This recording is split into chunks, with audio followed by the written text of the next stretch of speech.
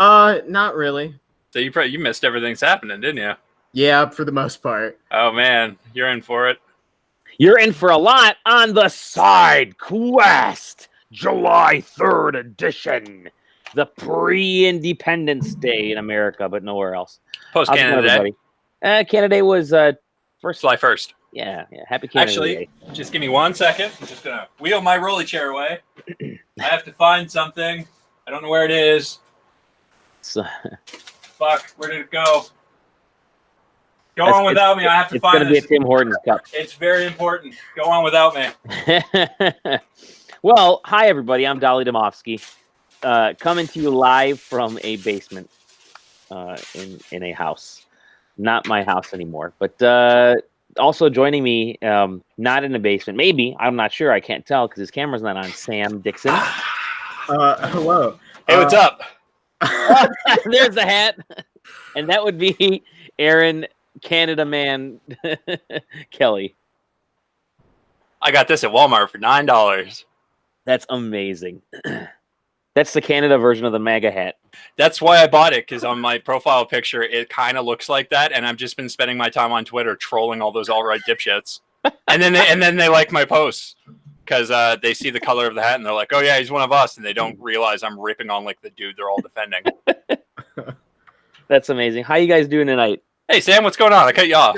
Good. Hey, yeah, I'm upset more that Dali ruined my bit. I was going to say that one of us was broadcasting from our parents' basement, and it's not the one you'd expect.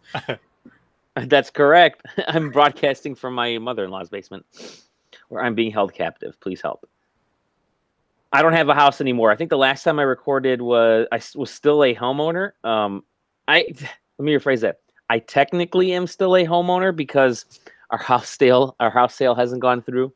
It was supposed to happen last Friday, but there were issues with the buyer's bank, and now we're kind of stuck in this weird limbo, waiting, hoping that everything goes through so that our house is actually sold. Otherwise, it won't be a fun summer for a while. But so I'm in a basement, and it's Independence Day tomorrow in America. We call it July 4th because no other country in the world has a 4th in July. Everybody just goes July 1st, 2nd, 3rd, 5th. They skip over it like the 13th in elevators. That sounds right. I can't dispute that. I don't know enough about calendars to dispute that. I don't think I've ever been in another country during the 4th of July. So isn't the 4th of July in France a day? Isn't it like Baptiste Day or something? Bastille Day? I don't fucking know. I don't know what I'm talking about. Hey, what's up? Hey, what's up? We don't got a whole lot of going on today because it is like the dead of summer right now. Is there a dead of summer? There's a dead of winter. There is a dead of summer when it comes to new games and new game releases. I think a couple weeks ago or last week was Mario Maker was released, so I'm sure people have been playing that. And then we don't have anything major for a few weeks. So today is July 4th is National Sidewalk Egg Frying Day. Oh, that's good. That is news. That must have been what I was thinking about. That's what I was thinking about when I was thinking about Bastille Day. Oh goodness. Let's chat about. Let's talk about what we've been playing, and then we'll dive into some of the. You don't want to hear my health story? Yeah, let's go. Let's go. Your story. Old man health story for Sam. We got to start with the our regular health story section. So Sam, you haven't been on in a few weeks, right? Was I on last week? I don't even know. No, probably not. So last week, I told a podcast about how I had woken up and my feet were swollen like 3 sizes too big, to the point where I couldn't get shoes on anymore. And I was like, "Oh, this is fucked up." So I went to work the next day. We recorded on Thursday last week. I went to work Friday, and Friday's my longest shift of the week. I worked the whole shift, and 7 o'clock rolled around when my shift stops, and I was sitting there for a second and picked up my cell phone, beep, boop, boop, called up my mom, and I said, I need to go to the ER. And she said, all right, I can drive you over. I have to be out of there by midnight, though. I said, it'll be fine. So we drive to the nearest ER because we checked online and said they were open. We get there, they're closed. Big old LED board says closed. Turns out they were closing at 2 p.m. because they don't have enough doctors, because that's how my province is.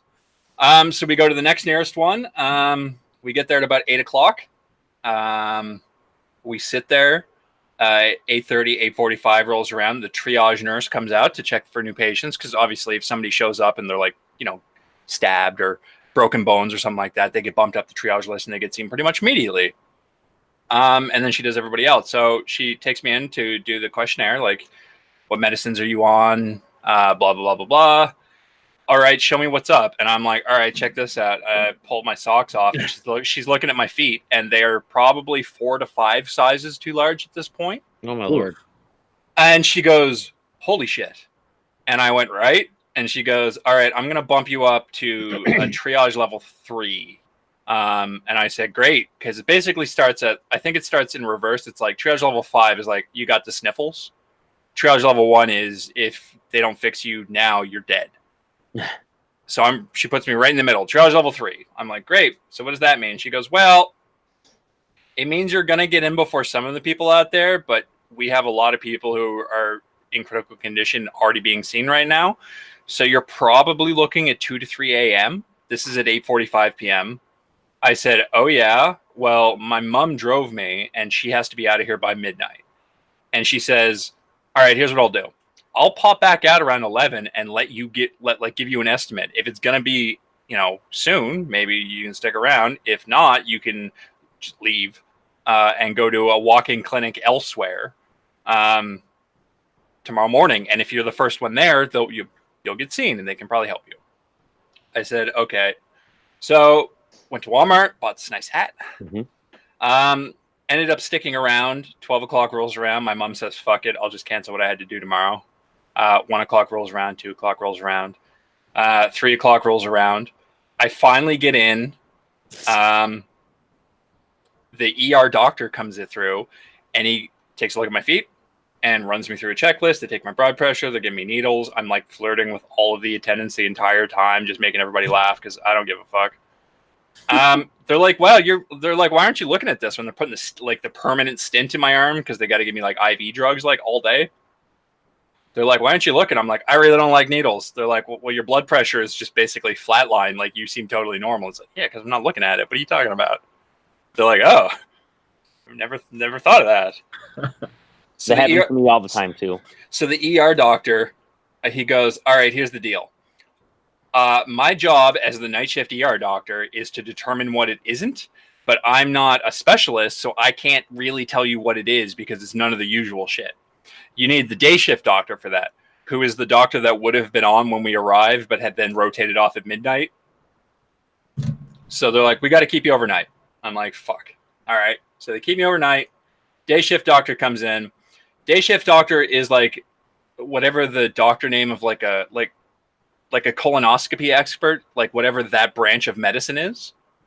And he goes, hey, my name's Dr. Whatever. Here's my branch of medicine. I'm going to try and figure out what's wrong with you. And I go, do I need to have something shoved up my ass, doc? And he kind of looks at me and he goes, what? No. Why would you think that? And I go, because you just introduced yourself as that kind of doctor. And he goes, no, the guy that should be seeing you is on vacation for 2 weeks. I went, cool. So he runs me through a bunch of tests. They send me in for a CAT scan immediately. They send me in for all this shit. And he goes, at the end of it, this is now probably 3 to 4 p.m. the next day. So I've been there for 19 hours, 20 hours, something like that. He goes, all right, here's what I think it is. I think you have an autoimmune disease called sarcoidosis. And I'm like, all right. And he goes, something like 4 in 10,000 people get it. It's not hereditary. You just get it.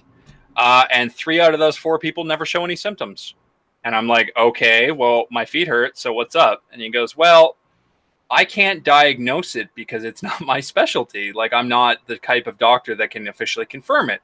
You need a pulmonary specialist, like a lung and heart doctor. And I went, okay. And he goes, that doctor's on vacation too. And I went, okay. And he goes, but here's what's up. In Halifax, the capital, this was in Bridgewater, just another town in the province. He goes, in Halifax, one of my colleagues is a pulmonary specialist. He walks around the corner, picks up the phone because the room they were keeping him in is right next to like the nurse's station. I can hear him on the phone. He's going, hey, Emily, I think the doctor's name was he was talking to. He's like, I've got a really interesting case here. And like as soon as he told me the diagnosis, he like lit up. Like he's like, "Oh, this is interesting." Like all of a sudden he's way into it, and I'm like, "I think you're enjoying this way more than I am, man." But so he comes back in. He goes, "All right, so I'm gonna send you to the city, and they're gonna get you in as soon as possible, and you have to have a lung biopsy."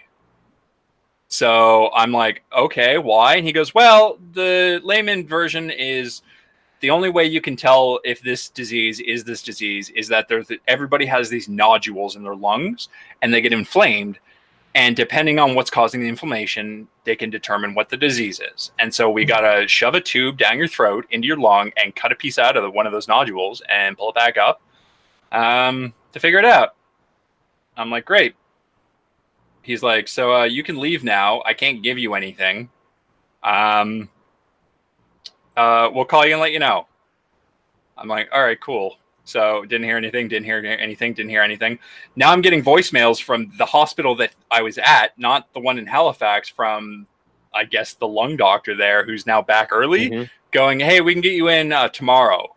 And I go, "I have a job. I can't." They're like, "Okay, when's good for you?" I'm like, "Next Tuesday?" They're like, "All right, we'll get you in. We'll rush you through." I'm like, "I don't want to be rushed through for a lung biopsy, but all right." So next Tuesday, or this upcoming Tuesday, I should say, I go in for a lung biopsy to find out if I have this apparently very rare disease. And then, as far as I can tell, the way you treat it is with a single run of an antibiotic called prednisone. And then you're good. And then you're good. Super simple antibiotic, and you're done. Yeah, which he can't prescribe to me because that's not his specialty. It's an antibiotic, so I can't get it over the counter. I could be fixed.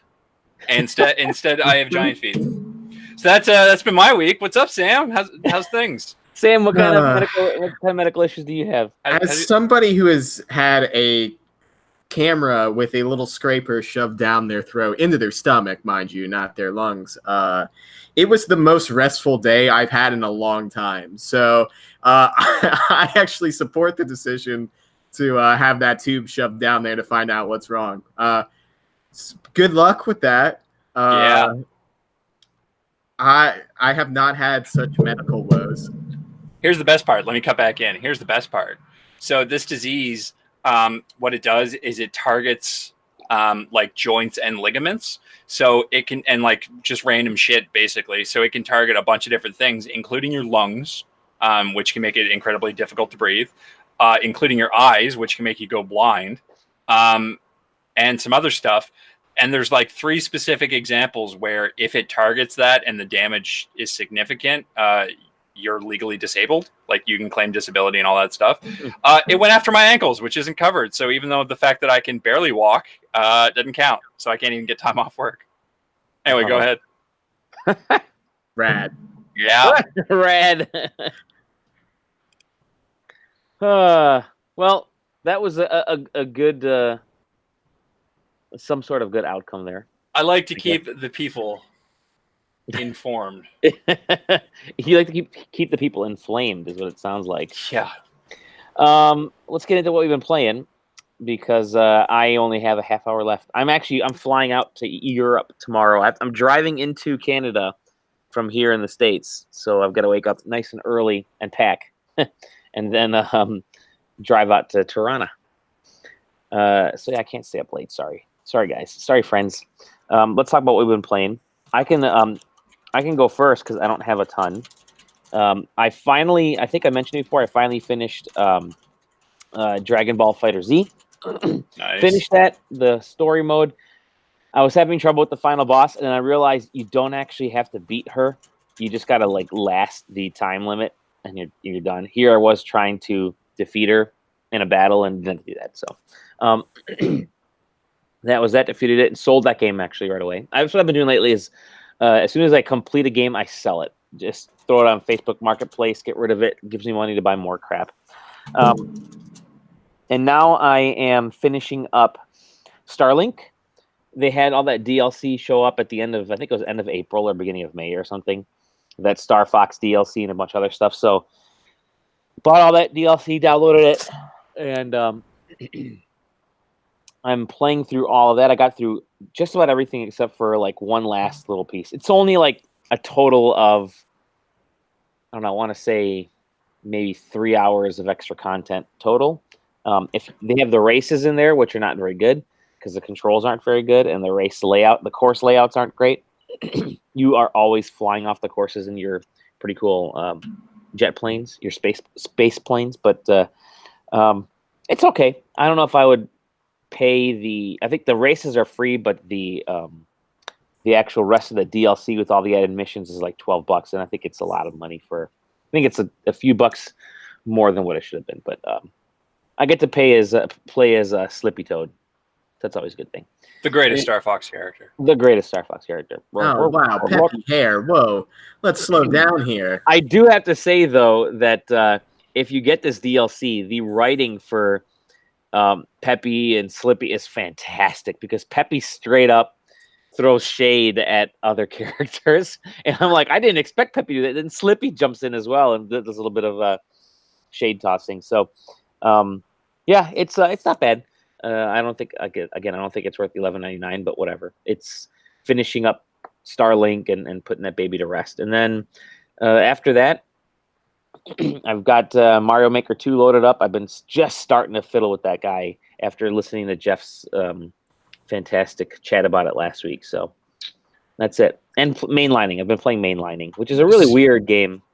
I just want to say, since you mentioned Mario Maker 2, I declared earlier today on Twitch, watching Jeff try to play one of Dan Rickard's levels and failing miserably, that side questing is officially aligned with Dan Rickard. We are on Team Dan. Team Dan. Okay, it's good. Sorry, Jeff. Fuck you. So wow, that was horrible. That was really mean of me. Wow. Oh goodness. Yeah. Have you had a chance to play it at all, Sam? Yeah, I've been messing around with it. I like it. I've been mostly sticking to the Nintendo created levels. I'm much more of a player of the levels than a creator. I'm definitely at some point going to try to make something, but haven't even loaded that side of the game at all. I think it's good. I love that Erron mentioned earlier, I haven't really been in the Twitter sphere as of late, but I did see that there was the sort of conversation over making something hard and versus like it being enjoyable, like an actual challenge that's enjoyable to figure out and a challenge that's like aggressively difficult for no reason. And that's always weird to pull for those. I'm trying to think what exactly. It's the course world stuff where you can choose like, I want to play hard maps and stuff like that. Like some of those it's like, oh, it's rated hard. Well, it's rated hard because, you got to know whatever, throw the shell at the thing and bounce it off and jump off at the specific time and spin on the gears or whatever. There's that difficulty, and then there's the difficulty of like, figuring out a puzzle and stuff. So that stuff's kind of hit or miss, I think. And that's just I don't think you're an algorithm or however they manipulate that system to figure out the difficulty of things and put them in those. I don't think that ever is going to get better, but just going through and choosing individual stages has been great so far. I need to jump on the bandwagon of downloading specific missions. And yeah, I gotta do that too. Get down here. Yeah, I think it's a little better this time around. Wow, I'm like on the floor here. Holy crap. It's a little better this time around in kind of selecting stuff to download, but it's definitely not not ideal. I just want to I'd love to keep track of everything that, let's say, Sam puts out. So I'm just, an auto download feature would be great, where I'm automatically downloading every one of Sam's courses that he creates. You'd think that would be an easy addition, but this is Nintendo that we're talking about. Yeah, I think there's a way to follow specific creators. But it won't auto download the missions or the levels for you. Yeah, and then if you're looking for specific levels, instead of doing a search for a name, you have to just type the freaking numbers in again. We got friend codes are back, but yeah, I've got a spreadsheet I've got a sheet of paper where I'm kind of taking all the codes that I see popping up on Twitter, and I'm dropping them in there. But it's good. It's good. It's definitely better than the first Mario Maker game. Obviously, it's selling way better too. But I really hope that Nintendo supports this in more than just costumes. Like that's the way they sort of supported it the last time around. They had like a few light quality of life updates for the first game, but other than that, it really wasn't a lot that I recall. But in this game, I think Mario Maker 2 has the capability of having an extremely long tail, because it's like, you know, everybody's first game coding. Minecraft was that, but this is like another everybody's first game coding thing. Yeah, it's just a bummer that you still can't have your own, like, you can't link levels together into worlds. That was something that everybody wanted in that first game. So let me link like 4 levels together or 6 levels together and make a world, or let me link like 8 worlds together, make my own full game and see how my friends do against that. Yeah, it's a bummer that that's not available yet, or if it ever will be, but it's good. It's good. It's fun.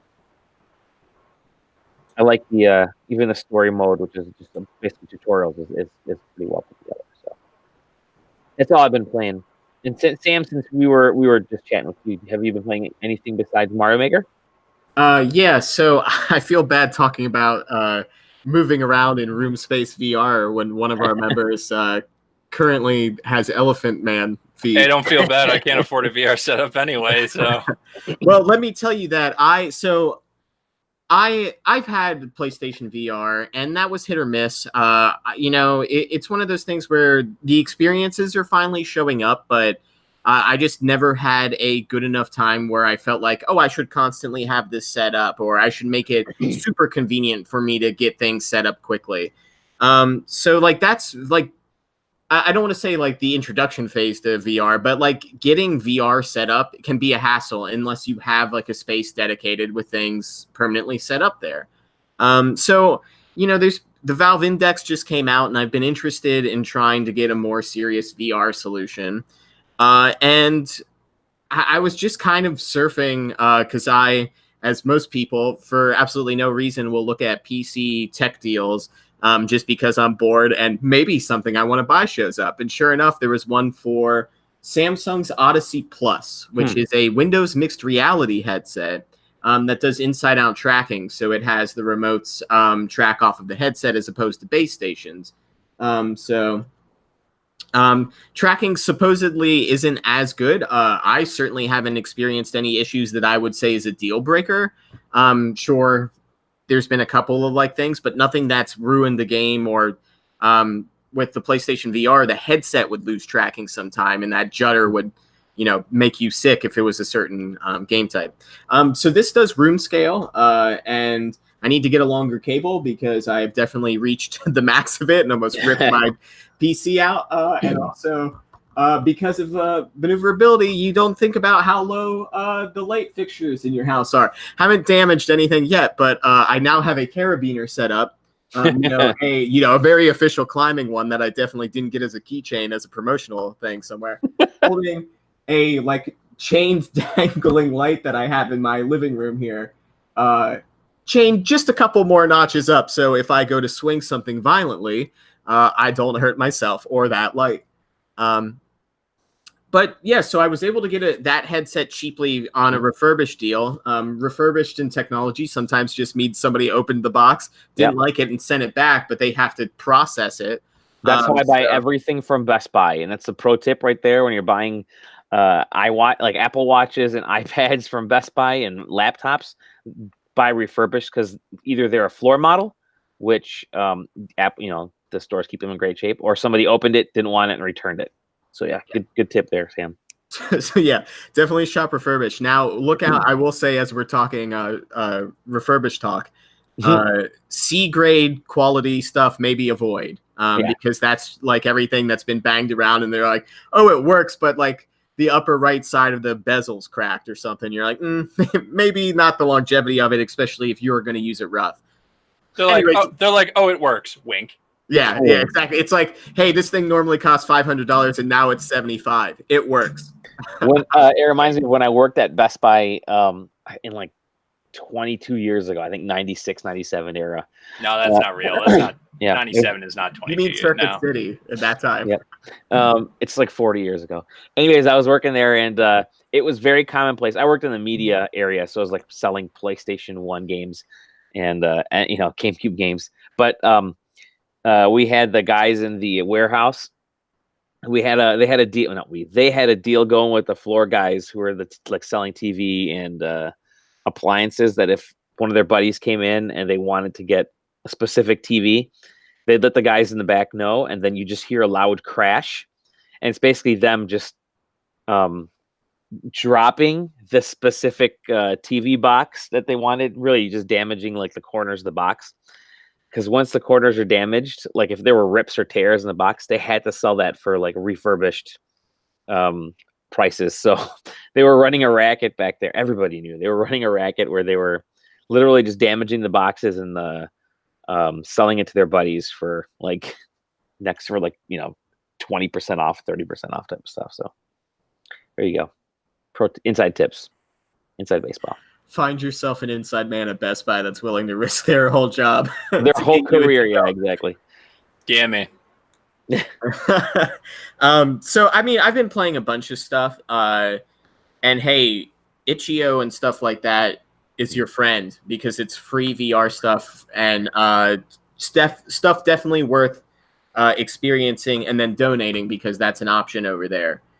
So if you check that stuff out, definitely donate if it's going to be something that you're playing a lot of. But the thing I want to talk specifically about, and I'm sure other podcasts and everybody has talked about it to death, and if they haven't, I'm very disappointed. Beat Saber is incredible. So much so that I'm willing to say that I've never used an Oculus Quest, and apparently you can have Beat Saber on that and sideload custom songs.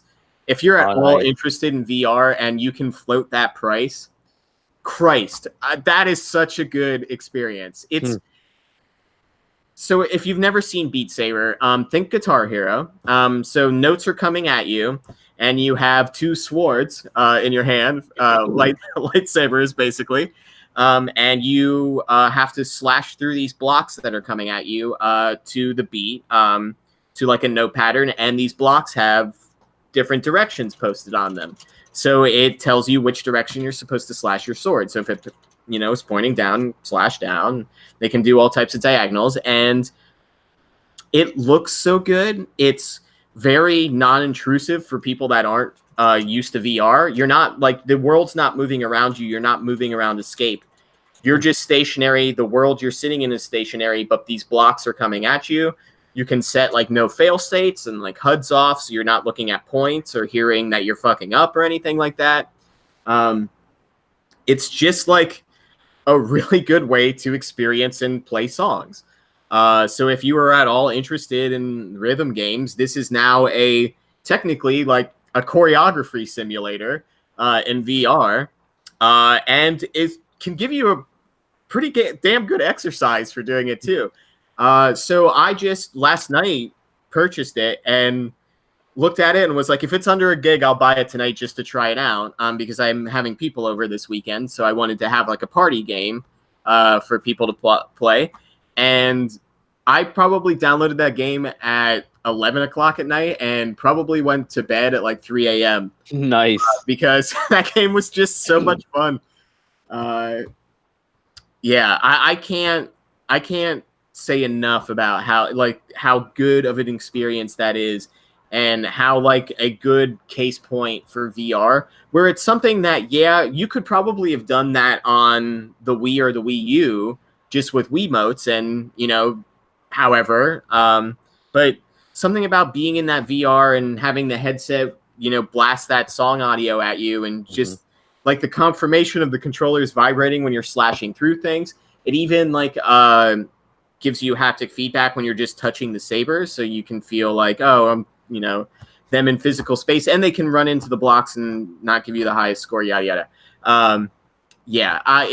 It's great. And if I think it's coming to PlayStation VR, basically, if you have a way to play it, I would play it.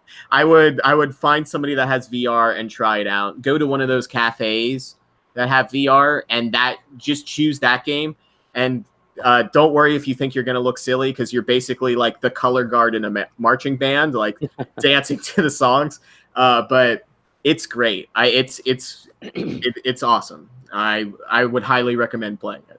I have heard so many great things about Beat Saber, from the music aspect, the workout side of things that you mentioned. Everybody keeps talking about how great this game is, and it feels like the kind of game that I've always wanted out of VR. Like, they've had, Astrobot. Everyone keeps talking about Astrobot. I didn't think it was anything special. Moss was pretty cool. There's been some kind of interesting VR on rails experiences, but everything that Beat Saber everybody talks about it just feels like that's VR's killer app. It puts everything together, from the audio side, the visual, the experiential side. I have a PS4. I have the PSVR. It's out for that. But you can't sideload the music, I don't think so. But I could be okay with that. So I'll keep an eye on the pricing. But you got me looking at the Oculus Quest right now. So $399 for the 64 gig version, an extra $100 for the 128 gig version. So, very cool, Sam. Very cool. Welcome to the VR world proper. I know, it's like adult VR. It's weird, because I feel like, I have no problem with even going to the extent of Nintendo's VR and Labo. Because I think for what it is, Nintendo utilizes it very well. They're not trying to pitch something like Beat Saber, where it's like, oh, it's, like little baby scale, room scale stuff. Like, they're not trying to sell you that. They're trying to sell you, oh, it's, put it on the elephant's face and paint with it, or pretend to be an elephant. Like, and that's totally cool. And I think it plays great. And PC VR is its own different thing, and with Oculus Quest and stuff, I think VR is finally moving into a place where it's not going to be weird that these experiences start hitting with people. Where before it was like, oh, this vacation simulator or job simulator are really fun games, and it's like, if you have a VR headset, then you definitely want it. But I think we're finally entering a phase where it's, oh, this game is incredible. It's something that you need a VR headset for. It's something to consider picking up. I agree, and Tetris Effect is that way as well. For anybody that's played Tetris Effect, it's pretty damn awesome. Tetris in VR.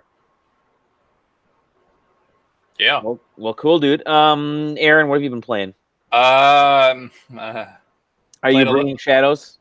No, not really. I bounced off that expansion hard. Really? Yeah, man. I got in there, and I got in like early access and everything, and it was like, all right, let's fucking do this. And the first like 20 minutes of that game are awesome, because the whole setup is like, this dude pulls you through time and space to another parallel world, and he's like, you're the greatest warrior and defender of your world, and our world's about to die, and so I need you, like, save us. And it's like, all right, I can get behind this. And then you start rolling around, and it's like, oh, hey, what's up? Go pick me 3 flowers. oh, hey, it's you again. Go kill 2 of these 3 types of animals.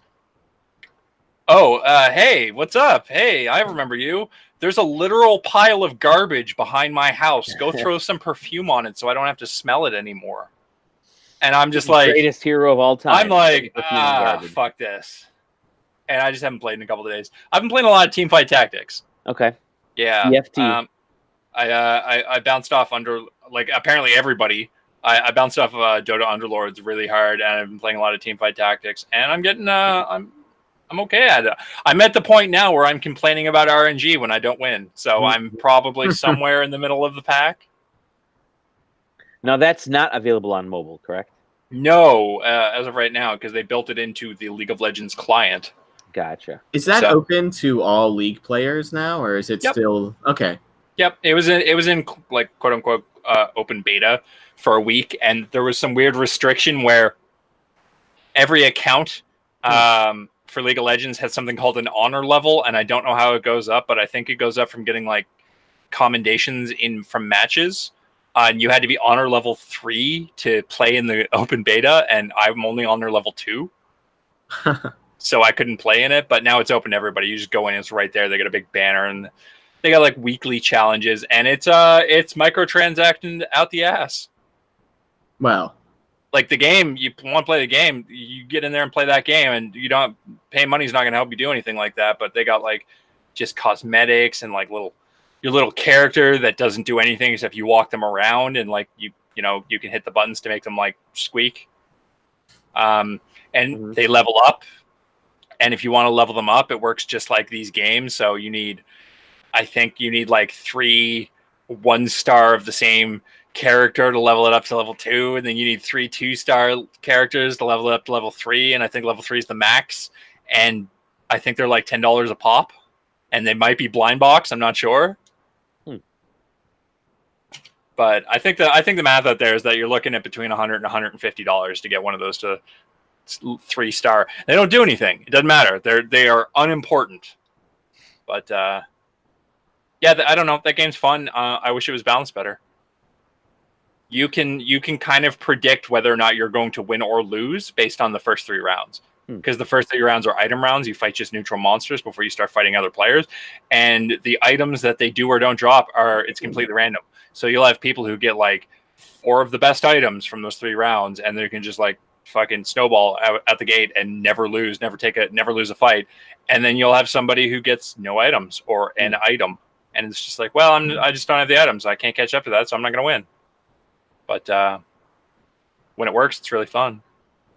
I have yet to play one, but I think I'm not going to make any promises. Who knows if I'll fucking get around it. I want to. I totally want to play it. The hard part about that is that it's like, oh yeah, I'm totally going to play that free mod to a game that's a free game that I don't play. I'm definitely going to play that before I play any of these other games I paid money for. But yeah, those are the 2 things I've been playing. I'm probably going to go back to Shadowbringers. I hit a dungeon. I hit a dungeon, and they added this system in called the trust system, which I don't know why they called it that, because I don't care. But it basically lets you run dungeons with AI companions instead of waiting for like actual players. So I was like, all right, let's do this. So I bang, bang, bang, 3 characters, and they do their own thing. I play a healer, so I just walk behind them as they hit things. They reduce the difficulty of every class in that game. So my class right now can't really DPS. And so basically I'm pressing 1 button every now and again to keep people healed and can't really do anything else. And it took me like 40 minutes to get through that dungeon. And then at the very last boss, I died. And none of the AI characters can resurrect. So I immediately got dumped back to the entrance. And I was like, nah, fuck this. And turned it off. And I haven't played since. But yeah, I don't know. Teamfight Tactics, man. It's addictive. Teamfight Tactics. And that's what I've been playing. That's everything I've been playing. Excellent. We've got a couple minutes. There isn't a ton of news. News. Slow news week. Yeah, very slow news week. I mean, obviously, it's right before the holiday in the U.S., and we, as people are still recovering from E3.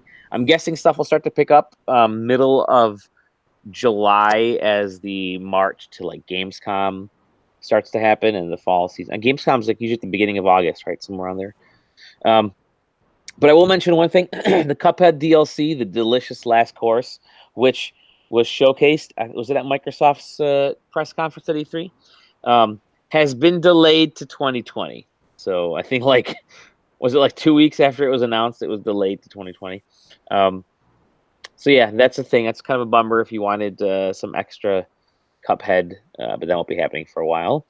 The Alan Wake publishing rights to the Alan Wake series have finally reverted back to Remedy Entertainment. I did see that, and that was cool because they released a statement about it, I think. Mm-hmm. And I think the only thing they really said was, well, that just means we can put it on a bunch of different platforms now.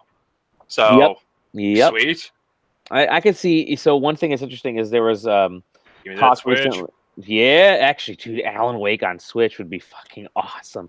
But there have been some conversations or rumors that Sony is looking to do some of their own acquisitions to kind of balance out what Microsoft did recently, and Remedy would be kind of a perfect fit for them, I guess, in a way. So There's a side sort of story to this, isn't there? I don't know if you have it over there. No, I don't have it up here. I don't know if it's been confirmed, but there was a rumor that came out today that Sony is currently placing bids to try and buy Remedy.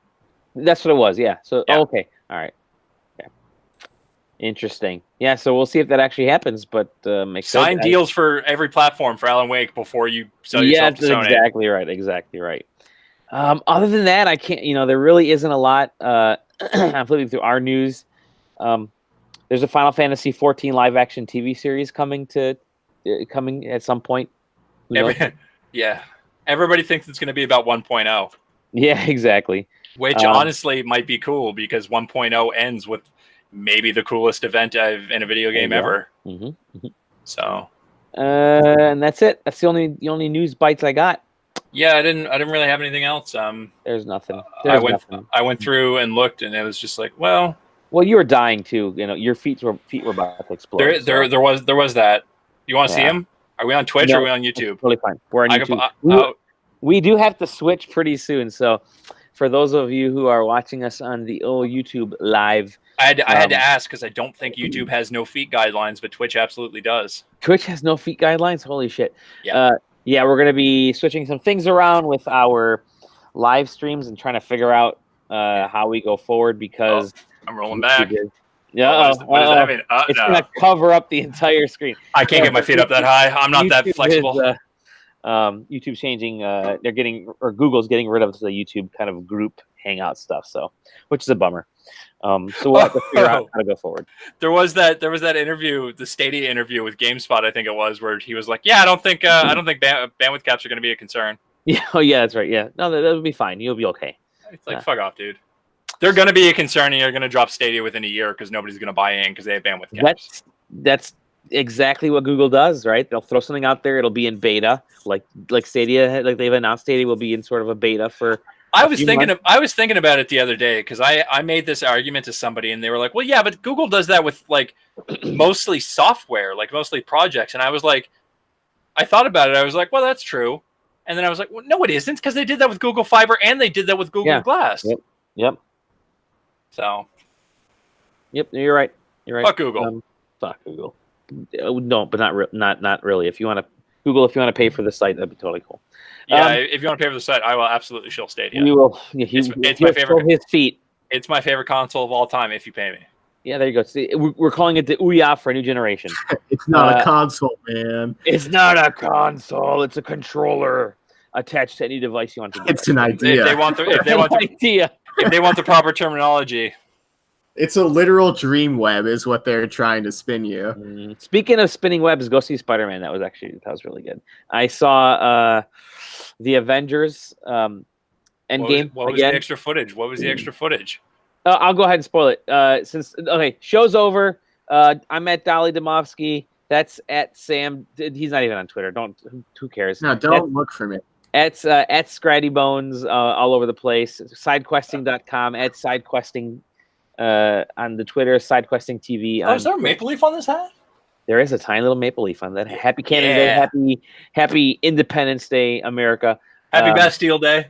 Happy Bastille Day, Canada. I'm gonna Google when Bastille Day is. There you go.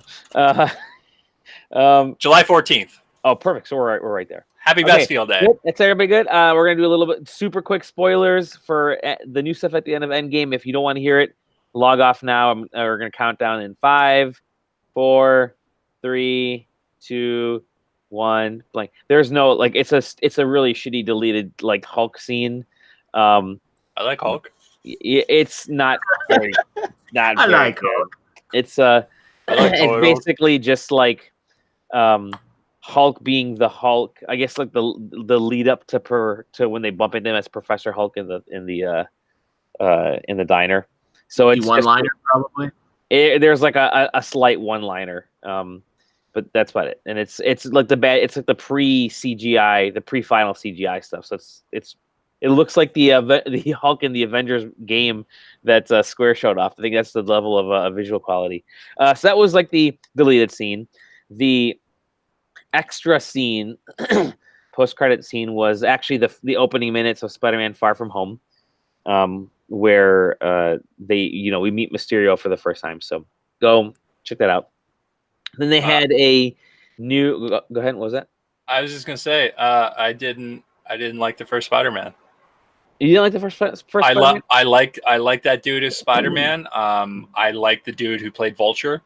I didn't like anything else in that movie. I found that movie like I was just sitting there like, ugh, like I don't like this. There's that whole scene, like that whole scene where they're driving in the car to the prom or whatever, and they're having that really he knows it's Spider-Man, I'm pretty sure, and Spider-Man knows he's Vulture, but they're having like the weird like you're dating my daughter conversation. What I really liked about that is it was a teen movie, and Far From Home is a teen movie that just happens to be a superhero movie as well. I think they're genre-wise they're doing a pretty good job of it. But so that they showed that as one of the scenes. Then the two other things they have, and they actually had 4 things going on, which was kind of cool.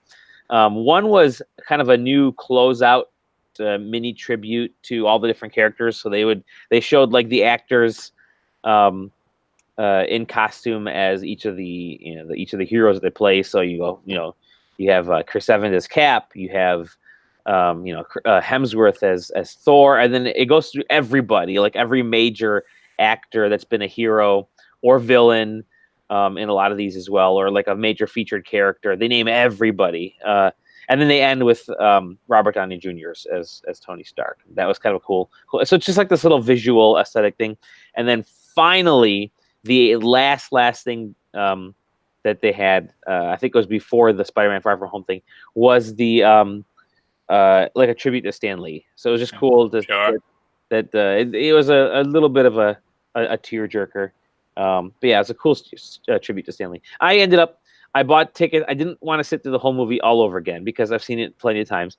So I bought tickets for like a 2:30 showing, and I left my office at 4, and I got to the theater at like 4:30. And I missed like 2 hours of it, but caught that last hour and the extras, and it was perfect because it was just as the heroes were. I think they were getting the Soul Stone. So sorry, spoilers for Endgame. Black Widow dies. So as she dies, and they come back with the Soul Stone, and but it was cool because apparently some people hadn't seen this movie because they were hooting and hollering when Cap grabbed the got Mjolnir. So people lost their fucking minds in the theater. I'm like, that was kind of cool to see all over again. So I'm gonna throw this out there. I'm not gonna go see it because that's not how I do movies. If I were to go see it in theater again, that point that I talked about forever ago when Cap's standing there and he's all exhausted and then the portals start opening, I bet I'd get a little misty-eyed again. I got misty-eyed at that point again. It was the fourth time I saw it. It's like you think, shit, this is like 10 years of Marvel in that moment. And then when he yells Avengers Assemble, like it's just goosebumps. It was so good. Chris Evans for president. But yeah, that's all that was. And then so I saw that like in the first part of the day. Then I went home, I changed, and then I went and saw Spider-Man Far From Home. So it was a good Spider-Man Far From Home is the last of this phase of Marvel movies. Phase 3. It's phase 3 or phase 4. If it's phase 3, I'm pretty sure. Okay, phase 3. So Marvel hasn't announced a single film. They haven't officially announced a single film after this. We know they're working on Guardians 3. We know they're working on the Black Widow film. Black Panther 2. Black Panther 2 and a couple other things. But they haven't announced anything, and they haven't like talked about where it's going to fit within their within their plan. So we're going to leave it at that. I won't tell you anything that happens on Spider-Man, but who are your top 3 MCU villains? Top 3 MCU villains? Yeah, your personal picks. Oh shit. God, you're throwing me on the spot there. Yeah. Hela in Ragnarok was Thanos. I think Thanos Infinity War Thanos was fantastic because that movie was about him. It wasn't about the rest of the Marvel universe. It was about Thanos, and Thanos is my favorite bad guy in comic books because he's just oddly. There are some parts of him that are oddly like human, like more human than he should be. So I like Thanos, probably number 1. Hela. They tried to make him a human in the comics at one point. Yeah, they did. Yeah. I liked Hela in the MCU because she was just a badass, crazy, crazy war criminal type of person. And then weirdly, the Mandarin I thought was fantastic, just because it's just like Specifically Ben Kingsley. Because he's so well done. He does that so perfectly. I remember all the drama because he wasn't Asian when they were casting it. Yeah. And then you find out why in this film, and it's perfect. It's absolutely perfect. Marvel knows what they're doing when it comes to casting for these films, and they do it again in Far From Home, because they throw a couple big twists in there. What about you, Sam? Top 3. I think Loki's very good, but I mean, yeah, he's become sort of a good guy though. Yeah, I was gonna say like Wink, he's not really a bad guy, but he is, yada yada. I think Tony Stark is a really good villain in that series. And then also probably Groot. He's a whiny teen and throws a wrench and everything. Yeah. He gets somebody killed. Like he gets like 2 people killed throughout like that whole series. Yeah. So Groot is the greatest villain, and then also Greed. Greed's really an important thing in there. Time is the greatest villain. What about you, Aaron? Your top 3?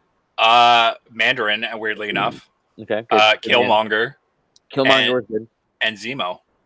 Oh, Zemo! I forgot. Yeah, Zemo was fantastic. Like Mandarin, I like just because I thought that whole setup was incredible. Yeah, it was. Like he's not even a villain; he's just a dude in front of a camera. Yeah, like he's an actor. He made that movie totally. But that movie. I like Zemo and Killmonger for essentially the same reason, in that they're just 2 dudes. They're not they're not an alien with these universal power gems. Like they're not the goddess of death. They're not like a global AI evil robot with millions of clones. Like Zemo's just a dude. I'm gonna change my Hela to Zemo because Zemo's just a dude whose family got killed. Or Civil War. That's what he was in, right? Civil War. Yeah. That was Zemo is just a dude whose family got killed, and it's morbid. There are scenes like he's murdering people in a hotel room. He's his first scene. He's murdering a Hydra dude. Yeah. But yeah, like he's awesome, and he's got no powers. Yeah, and he doesn't wear like the Zemo mask or anything like that from the comics, which is cool. No, he's just a dude whose family got killed because of the Avengers, and he essentially succeeds. Yeah. He's just a dude, and he comes up with a plan, and he follows through. Right. He saves the world. He kills a bunch of Hydra people. He essentially saves the world from what they think the real threat is. He kills all the other Winter Soldiers. I'm changing my Hela pick to Zemo. Yeah, I forgot about him. And Killmonger's the same way too. He's just a dude whose fucking dad got killed by these people, and he's like, "All right, I'm gonna spend my life getting ready to fuck them over." That's awesome. I like the human threats. I think the thing with the MCU is that when it goes cosmic, it tends to just kind of get unbelievable, and it becomes almost like farcical in a weird way. I like when they're very human, very believable threats, because you can, in a weird way, I can see myself saying, if I had all the money in the world, I could pull that off. Or if I had the drive, I could be that evil or that good. I think those are the Marvel films that I like. And oddly enough, Far From Home in a weird way is like that too. I mean, you got giant elemental monsters in there, but at the same time, you're like, yeah, I could. I want the camera to turn off because I want to ask a question about Far From Home. Okay, I don't want spoilers. But yeah, and I'll wait for Sam to leave, and then I'll let you go as soon as I have the answer to this one question. Bye, everybody. I'm dying to know. Bye. See you next week. Bye, friends. I probably won't be wearing the hat next week.